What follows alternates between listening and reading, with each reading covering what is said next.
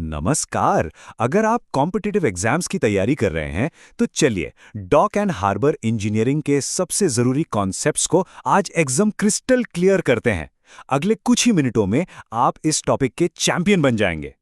कभी सोचा है कि अरबों खरबों लीटर पानी की बेहिसाब ताकत, मतलब तूफानी लहरों और तेज हवाओं के बीच हजारों टन के भारी भरकम जहाजों के लिए एक शांत और सुरक्षित पार्किंग स्पॉट आखिर बनता कैसे है?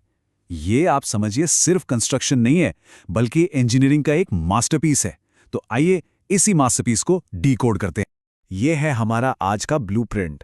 हम हार्बर, पोर्ट और डॉक के बेसिक फर्क से शुरू करेंगे, फिर एक परफेक्ट हार्बर की रेसिपी समझेंगे, उसके कोर स्ट्रक्चर्स को जानेंगे, लहरों और टाइड्स के पीछे की साइंस पर भी नजर डालेंगे, और हाँ, आखिर में एक क्विक रिकैप से सब कुछ दिमाग में लॉक कर लेंगे। ओके, लेट्स डाइव राइट इन। सबसे पहले इन 3 शब्दों के पजल को सॉल्व करते हैं, क्योंकि सच मानिए यही इस पूरे सब्जेक्ट की फाउंडेशन है। तो हार्बर ये समंदर का वो हिस्सा है जहां जहाज़ों को तूफान से, लहरों से पनाह मिलती है। ये कुदरती भी हो सकता है, जैसे कोई खाड़ी हो, या फिर आर्टिफिशियल, मतलब इंसानों का बनाया हुआ। इसे आप जहाज़ों के लिए एक सेफ हाउस समझिए, जहां वो आराम से एंकर डालकर रुक सकते हैं। आप देखिए, इसी सेफ हाउस में जब आप सामान चढ़ाने उतारने के लिए क्रेन्स, स्टोरेज के लिए बड़े बड़े गोदाम और जमीन से जोड़ने के लिए सड़कें और रेलवे लाइंस जैसी कमर्शियल फैसिलिटीज लगा देते हैं, तो वो हार्बर एक पोर्ट बन जाता है। सीधी बात, पोर्ट मतलब बिजनेस। और डॉक, ये पोर्ट के अंदर एक स्पेशली डिजाइन्ड घिरा हुआ एरिया होता है। समझ लीजिए ये पोर्ट का वर्कशॉप या स्पेशलाइज्ड लोडिंग बे है, जहां लोडिंग, अनलोडिंग या फिर रिपेयर जैसे स्पेसिफिक काम होते हैं। तो सबसे क्रूशियल पॉइंट जो याद रखना है वो ये है, हर पोर्ट एक हार्बर होता ही है, क्योंकि उसे सुरक्षा तो चाहिए ही। लेकिन हर हार्बर एक पोर्ट नहीं होता, क्योंकि हो सकता है उसमें बिजनेस वाली फैसिलिटीज हो ही ना। ये लाइन एग्जाम्स का एक फेवरेट क्वेश्चन है, इसे मार्क कर लीजिए। तो अब सवाल ये उठता है कि एक बेहतरीन हार्बर बनाने का ब्लूप्रिंट क्या है? मतलब एक अच्छे हार्बर में क्या क्या गुण होने चाहिए? चलिए देखते हैं। एक आइडियल हार्बर के लिए सबसे पहले तो कुदरती सुरक्षा चाहिए। फिर पानी इतना गहरा हो कि बड़े से बड़ा जहाज भी आसानी से आ सके। जहाज के आने का रास्ता, जिसे हम अप्रोच चैनल कहते हैं, वो एकदम साफ होना चाहिए। और सिल्टिंग यानी मिट्टी का जमाव वो कम से कम हो, वरना गहराई कम हो जाएगी।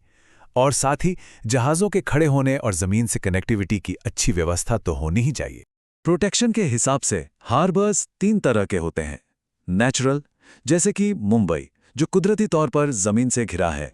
फिर है सेमी नेचुरल, जैसे चेन्नई, जहां थोड़ी कुदरती और थोड़ी इंसानी मदद से सुरक्षा बनाई गई है। और आखिर में आर्टिफिशियल, जैसे विशाखापत्तनम, जिसे पूरी तरह इंसानों ने इंजीनियरिंग से समंदर को जीत कर बनाया है। अब बात करते हैं उन जाइंट स्ट्रक्चर्स की जो एक पोर्ट को शेप देते हैं। ये इंजीनियरिंग के वो बिल्डिंग ब्लॉक्स हैं जो पोर्ट को फंक्शन करने लायक बनाते हैं। मिलिए ब्रेक वाटर से, ये हार्बर का बॉडीगार्ड है। ये एक मजबूत दीवार होती है जो समंदर के खतरनाक लहरों की सारी एनर्जी को एब्जॉर्ब कर लेती है और अंदर के पानी को शांत रखती है। इसका सबसे कॉमन टाइप है रबल माउंड, यानी बड़े बड़े पत्थरों का ढेर जो वेव एनर्जी को सोखने में बहुत इफेक्टिव होता है।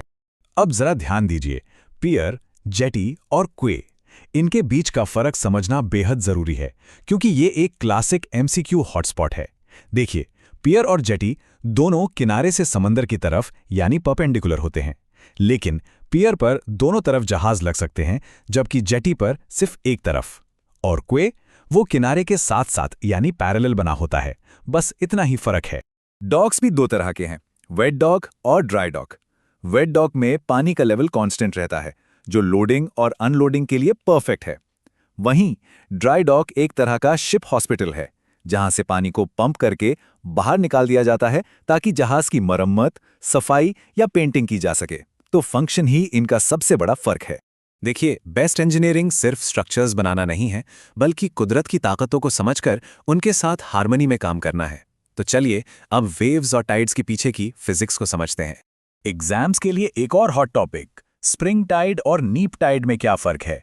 जब सूरज, चांद और पृथ्वी एक सीध में होते हैं तो उनकी कंबाइंड ग्रेविटेशनल पुल से स्प्रिंग टाइड आता है, जिसमें हाई और लो टाइड का अंतर, मतलब टाइडल रेंज, मैक्सिमम होता है।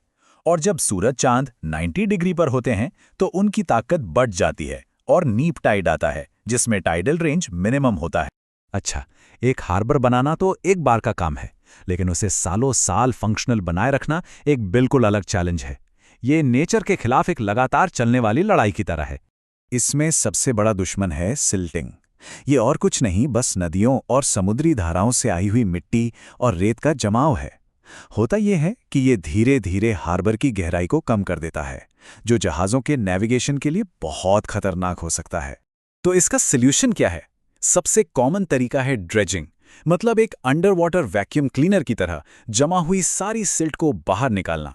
इसके अलावा स्मार्ट डिज़ाइन, जैसे ब्रेक वाटर की सही अलाइनमेंट और ट्रेनिंग वॉल्स बनाकर भी सिल्ट के फ्लो को कंट्रोल किया जा सकता है।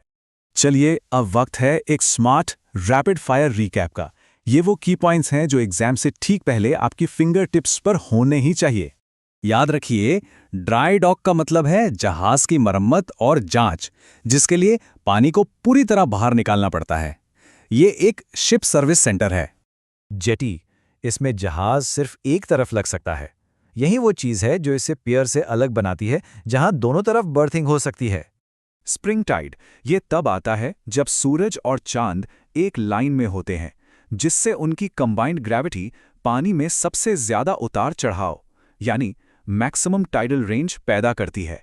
तो अगली बार जब आप किसी पोर्ट को देखें तो सिर्फ जहाज़ों को नहीं, बल्कि उसके पीछे की इस ब्रिलियंट इंजीनियरिंग को भी देख पाएंगे। अब एक सवाल सबके लिए, आपको क्या लगता है, क्लाइमेट चेंज और विशाल होते जहाज़ों के इस दौर में आज के हार्बर इंजीनियर्स के लिए सबसे बड़ी मॉडर्न चुनौती क्या है? सोचिएगा जरूर।